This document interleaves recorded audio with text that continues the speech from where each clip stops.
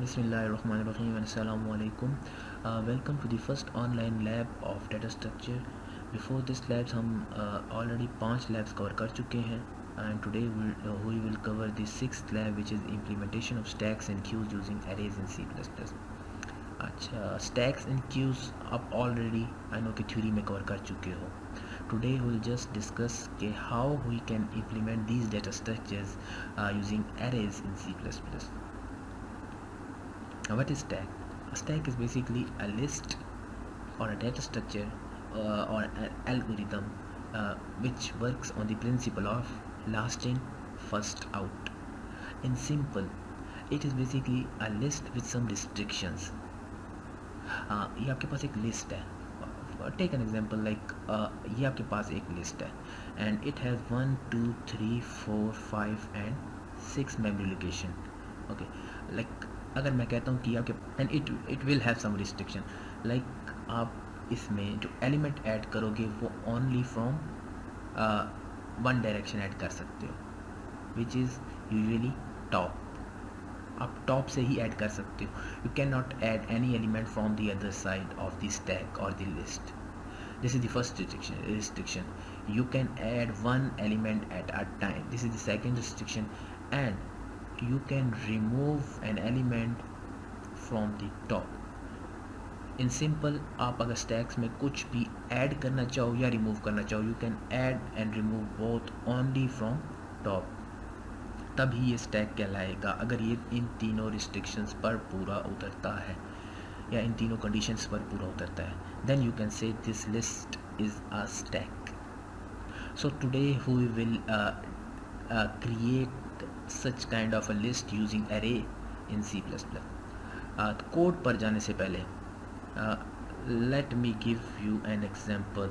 ये आपके पास एक बॉक्स है जिसके अंदर टेनिस बॉल्स पड़ी हुई हैं. Remove these tennis ball one by one. Which ball will you remove first? Definitely the one at the top.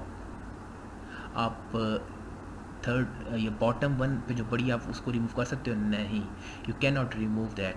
तो आप पहले टॉप से एक निकालोगे, देन आफ्टर टॉप से फिर एक और निकालोगे, देन जो रह जाएगी आप उसको निकालोगे. So basically it is obeying an stack. आप कह सकते हो कि एक स्टैक है. अच्छा, यही तीनों बॉल्स आप दोबारा इस बॉटल के अंदर या इस ग्लास के अंदर आप दोबारा ऐड करो. Then what will you do? आप सबसे पहले एक बॉल ऐड करोगे, it will go to the bottom which will become ultimately the top of this for now. Then आप क्या करोगे, एक और बॉल इसके अंदर ऐड करोगे which will again now the top of the this list. फिर आप थर्ड बॉल ऐड करोगे. आप ऐसा नहीं कर सकते कि जो थर्ड या टॉप पे जो बॉल पड़ी है उसको निचली साइड से ऐड कर दो. You can not do this. तो बेसिकली आप कह सकते हो कि इस बॉटल में मैं जो बॉल से रिमूव कर रहा हूँ या ऐड कर रहा हूँ, this is basically and stack. This general example of a stack. ठीक है, ये आपके पास एक एम्प्टी स्टैक है. इसमें आप एक एलिमेंट ऐड कर रहे हो लाइक दिस वन. आप इसमें वन ऐड कर रहे हो. आप टॉप से ऐड करोगे and this will goes to this place. तो वन आपके पास ऐड हो गया. देन आफ्टरवर्ड आप थ्री ऐड कर रहे हो. थ्री किधर जाएगा? Three basically the second memory location of this list. आप यहाँ पे आपके पास आ जाएगा. सो बेसिकली आपके पास इस वक्त स्टैक में 1 एंड 3 मौजूद है. Now if you want to remove और पॉप एन एलिमेंट, पहले कौन सा रिमूव होगा? 3 रिमूव होगा. एंड देन आफ्टर अगर फिर आप रिमूव करते तो अच्छा, अमूमन जो आप फंक्शंस बनाते हो implementation of for the implementation of stacks in C++, push and pop के बनाते हो. बेसिकली पुश फंक्शन आप बनाते हो whenever you want to add something into the stack and pop function आप बनाते हो whenever you want to remove something from the stacks. इसी से रिलेटेड मैं आपको एक टास्क भी दूंगा, सो आपने थोड़ा सा इस पर ध्यान देना है. प्लस प्लस मैंने सबसे पहले क्या किया है, सबसे पहले मैंने एक क्लास बनाई है. ठीक है, एंड क्लास का नेम स्टैक रखा है. नाउ वी नो दैट किस क्लास जब मैंने बनाई है तो definitely it will have some members. Some member will be private, some will वो मेरी मर्जी है, मैं किस मेंबर को प्राइवेट रखना चाहता हूँ, कुछ को मैं पब्लिक रखना चाहता हूँ. Now you can have some other logic as well. What I have done is that मैंने टॉप को as a private member consider किया है. ओके, एंड द स्टैक जो कि एक एरे है उसको एक public member of a stack consider किया है. You can have some other logic as well. What is this? This is basically हम ऑलरेडी पढ़ चुके हैं कंस्ट्रक्टर कैसे बनाया जाता है. So this is basically a constructor which has same name as my class has. This is basically a constructor which is initializing the top equal to -1. अच्छा, आप इसको एज अ ग्लोबल वेरिएबल भी ले सकते हो. ठीक है, कंस्ट्रक्टर हम पढ़ चुके हैं, बट अगर आपको यूज़ करने में मसला हो रहा है तो आप इसको एज अ ग्लोबल वेरिएबल भी ले सकते हो फॉर नाउ. अच्छा, आफ्टर दैट मैंने जैसा भी आपको थोड़ी देर पहले बताया था कि हम फंक्शंस बनाएंगे like push to add something into the stack, pop to remove something from the stack. And फिर एक फंक्शन मैंने बनाया है void is empty के नाम से. बेसिकली जब अगर मैं चेक करना चाहता हूँ कि my stack is empty or not, I can call this function to check whether stack is empty or not. And the last one, display. If I want to display all the element of stack, I can display those by calling this function. So ये तो आपके पास class की body के अंदर जो आपने किया, basically आपने कुछ मेंबर डिफाइन कराए हैं.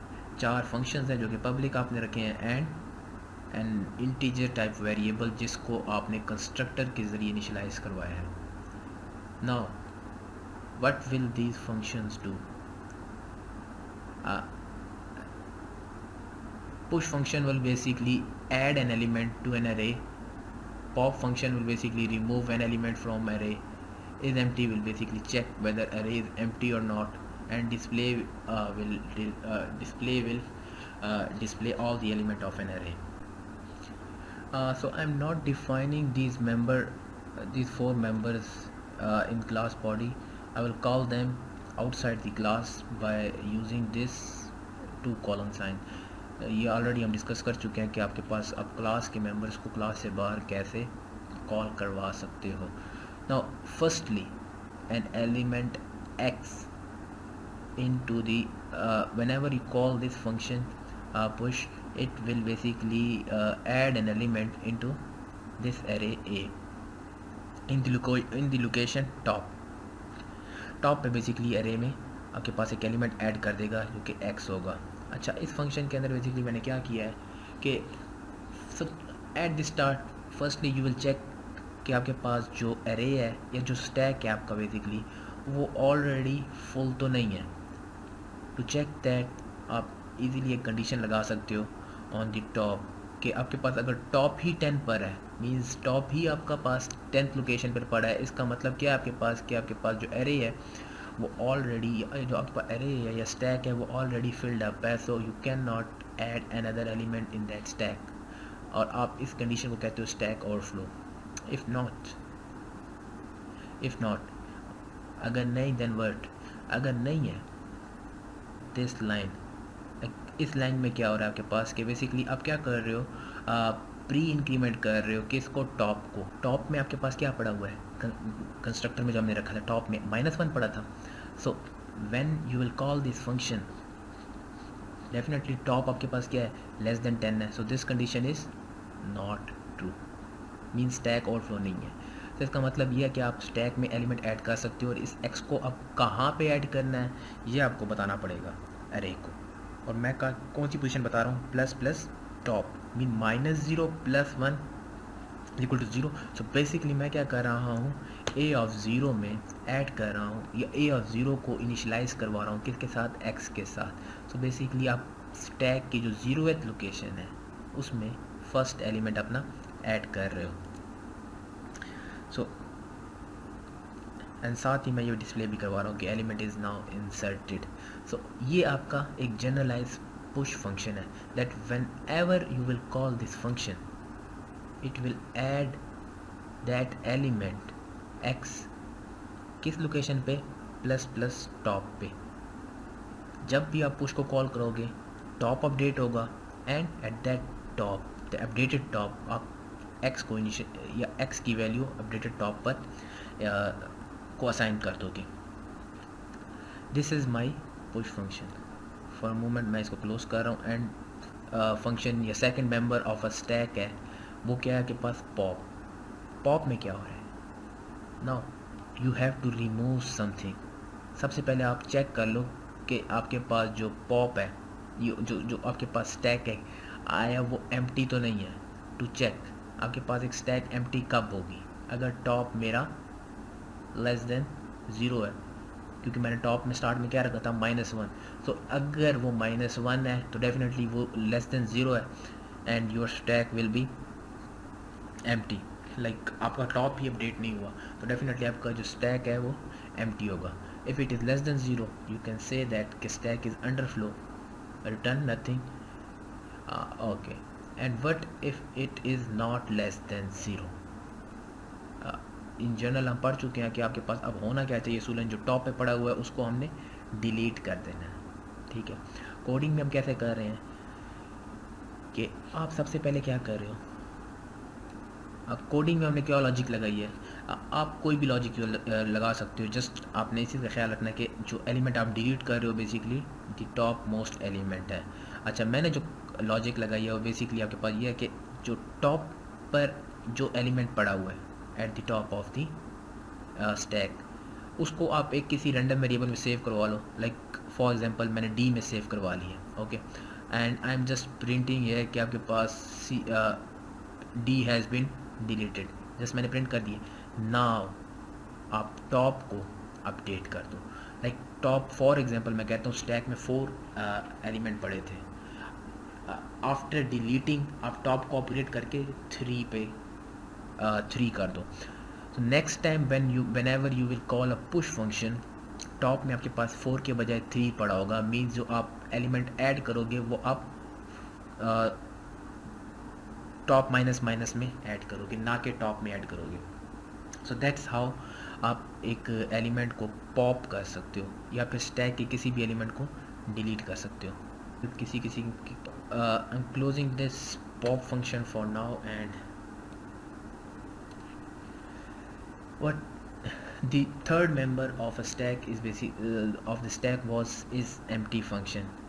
इसमें कोई इतनी ख़ास चीज़ नहीं है, बट जस्ट मैंने एक कंडीशन लगाई है कि जो कि चेक कर रही है कि आया स्टैक एम्प्टी है या नहीं है। चेक किया था कि आप अगर टॉप लेस देन 0 होगा तो डेफिनेटली आपके पास just check if top is less than 0 print stack is empty, and if it is not less than 0 then print out stack is not empty। so that's how you can check whether your stack is empty or not। and the third one is basically a display function, and display function में आप basically array या उस stack के सारे element को आपने display करवाना है। so that's not I guess that much difficult for you। like इसमें just क्या हो रहा है, आपके पास आपने एरे को डिस्प्ले करवाया है। एरे को कहाँ तक डिस्प्ले करवाया है, फ्रॉम 0 से टॉप। आप टॉप एट दैट टाइम कुछ भी हो सकता है। लाइक आप अगर पुश फंक्शन 4 बार कॉल कराते हो एंड देन डिस्प्ले का फंक्शन कॉल कराते हो तो टॉप में क्या होना चाहिए, 3। आई गेस चेक कर लेना एक बार आप लोग, ठीक है। सो जस्ट फर्स्ट 3 एलिमेंट को डिस्प्ले करवा के आपको उसका रिजल्ट दे देगा। So these were the member of the functions, these were the member functions of your class। और इनको हम 1 by 1 डिस्कस तो कर चुके हैं, बट अब इनको आपने कॉल करवाना है कहाँ पर, मेन के अंदर। और मेन के अंदर कैसे कॉल कराते हैं वो ऑलरेडी हम प्रीवियस लैब्स में डिस्कस तो कर चुके हैं। एक ऑब्जेक्ट आपको बनाना पड़ेगा एंड ये हम डिस्कस कर चुके हैं ऑलरेडी कि कैसे बनाते हैं और क्यों बनाते हैं, ठीक है। मैंने आपके पास एक लूप लगाई है 0 से 10 तक की, and you can stop at any time bye entering 15। तो आप इसको कुछ भी रख सकते हो, लाइक 20, 30, 40। मीन्स जैसे ही मैं 15 प्रेस करूँगा after that I will not enter more element into this stack. So 1 by 1 हम एलिमेंट्स ऐड करते हैं। जस्ट लाइक आप कोई एक एलिमेंट ऐड करते हो ए, फर्स्टली यू विल चेक कि मैंने 15 तो प्रेस नहीं कर दिया। लेकिन अगर मैं 15 प्रेस करता हूँ, मैं ऑलरेडी बता चुका हूँ कि जब मैं 15 प्रेस करूँगा तो basically 15 is equivalent to nothing. Means अगर मैं 15 प्रेस करूँगा तो इट्स मीन कि अब मैं कुछ ऐड नहीं करना चाह रहा। Okay, and this will break this loop and आपके पास आप कुछ ऐड नहीं करोगे. If it is not 15, okay. अच्छा, ये जो आप एलिमेंट एंटर करोगे बेसिकली इसको आपने स्टैक में एंटर करना है, तो definitely you will take that as an input argument of that push function. So basically I am taking that as an input argument of push function. So what will it do? Already हम discuss कर चुके हैं push function के अंदर क्या पड़ा था. Push function basically क्या करेगा, definitely it will assign the top most element of an array equivalent to a, and there will be 10 iterations unless you press 15 to stop these iterations. जब आप press 15 करोगे तो definitely it will stop entering. अच्छा, अगर आप कुछ remove करना चाहते हो from that stack, okay, now you have to call the pop function. अच्छा, अब कितने एलिमेंट्स रिमूव करने हैं, 1 करना है, 2 करना है, 3 करने हैं, that's up to the user. So मैंने क्या किया है, हाउ मैनी यूज़र से you can ask, now you can ask from the user that how many element to be removed. For example, he enters b, so आपको b time pop function call करवाना पड़ेगा. so ये loop basically चल भी b तक रही है, so it will remove b. कितने एलिमेंट रिमूव करेगा बेसिकली, जितने b में आप वैल्यू एंटर करोगे. लाइक मैं कहता हूँ 2 एलिमेंट एंटर करता हूँ, तो बेसिकली वो 2 एलिमेंट इसमें से रिमूव कर देगा, या 2 टाइम पॉप फंक्शन कॉल कराए. And similarly you can call these 2 function any time. और इनके अंदर क्या पड़ा था वो ऑलरेडी हम डिस्कस कर चुके हैं इनकी बॉडी के अंदर. सो अब हम इस कोड को लेट से रन कराते हैं.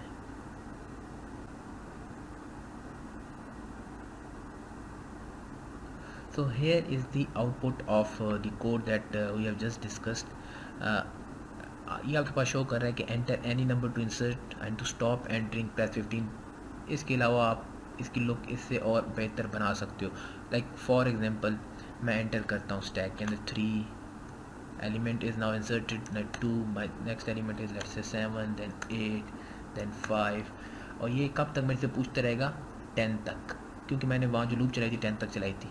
अनलेस मैंने कहा था कि अगर मैं 15 प्रेस करता हूँ, फॉर एग्जांपल मैं कहता हूँ कि मैंने और एलिमेंट इसमें ऐड नहीं करने, मैं यहाँ पे 15 प्रेस करता हूँ, after that it will stop now entering. अच्छा, अब ये मेरे से क्या पूछ रहा है, how many element to be removed, कितने एलिमेंट मैं रिमूव करना चाहता हूँ. बिफोर रिमूविंग आपके पास जो फर्स्ट लोकेशन पे पड़ा है कौन सा, जो मैंने फर्स्ट एलिमेंट ऐड किया कौन सा है, 3, 2, 7, देन 8, देन 5. सो अगर हम देखें यहाँ से जस्ट जनरली कि आपके पास अगर मैं पॉप फंक्शन कॉल कराता हूँ तो फर्स्टली कौन सा एलिमेंट रिमूव होना चाहिए, डेफिनेटली द वन जो कि मैंने लास्ट में ऐड किया. और लास्ट में मैंने कौन सा ऐड किया है, 5. फॉर एग्जांपल जस्ट मैं कहता हूँ मैं 2 एलिमेंट रिमूव करवाना चाहता हूँ. नाउ अब ये क्या डिस्प्ले करवा के दे रहा है आपके पास, 5 has been deleted, 8 has been deleted. 5 the one at the last means जो लास्ट एलिमेंट आपने ऐड किया था, वो डिलीट हुआ सबसे पहले, and after that second last उसके बाद डिलीट हुआ, एंड सो ऑन. अगर आप रिमेनिंग एलिमेंट इसी तरह से डिलीट करवाना चाहते हो करवा सकते हो. एंड आप इस होल कोड के ऊपर भी लूप लगा सकते हो. जस्ट यू कैन आप इस कोड को मज़ीद बेहतर बना सकते हो, ठीक है. एंड आई एक्सपेक्ट कि आप इसको और अच्छा करोगे. अच्छा, ये मैनुअल मैं आप सबको सेंड कर दूँगा. And the task that I want कि आप लोग खुद से करो is this one. Write a C++ code to demonstrate the queue operation on an integer array of size 10 using classes.